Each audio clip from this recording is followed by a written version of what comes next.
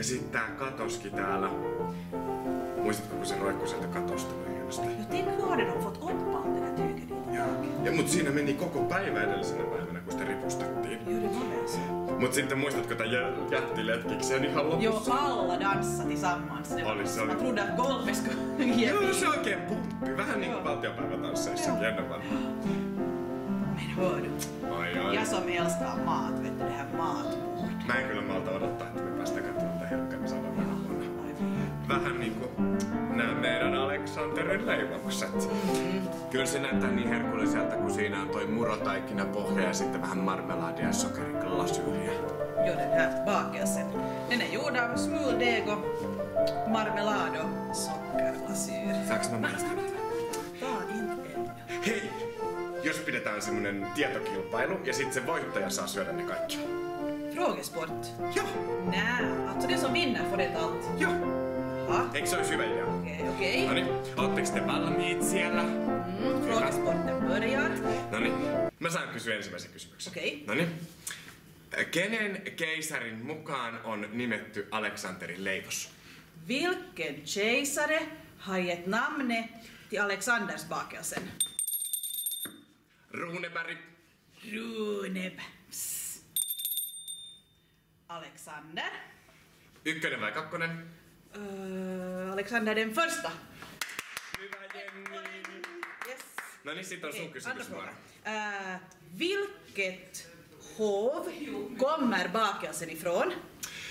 Mistä hovista tuli Aleksanterin leivos? Sveriges hov.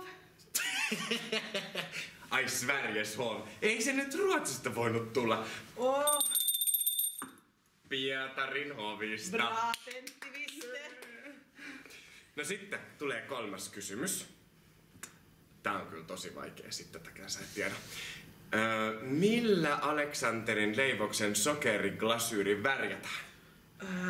Vad använder man till att färga sockerglasyren på bakelsen? Porkkanalla. Nej.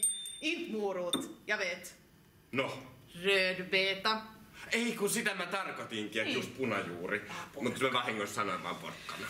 No, det här vet du inte. Hyvä Jenny. Sista frågan. Oho, no nyt. Vilken ingrediens som finns i bakelsen var så dyr att man till och med låste in den i en kista? Och vad gjorde man den där ingrediensen av? Mikä kallis ruoka-aine, mitä on leivoksessa, säilytettiin jopa kirstussa ja oli tosi kallis? No? Smör, och den gjordes av mjölk. Ai voita? Jo. Mä tiedän nyt oikein. Sokeriruoka. Ja sokeri. Jo. Det var Saanko mä nyt pisteen? Jo. Men det var nog inte bara sockerrör utan man gjorde socker också av sockerbeta. Och sålde dem i sån här. Sokeritopat. Joo. Mut sit ensin oli siis ruoka ja sit tuli juurikas. Joo. Voidaanko me nyt pitää pieni tauko, kun mulla on ihan hirveä vessahätä? Pentti, går du på vässan? Joo, mun täytyy nyt nopeasti käydä, mä menen.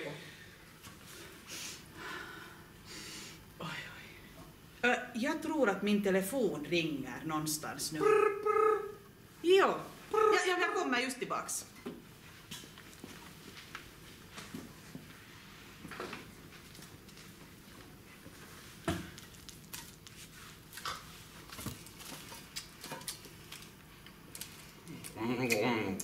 Oj då. No niin. Mut me ei saatu yhtään viime vuonna. Jag blev helt utan. Jag fick inte hänga.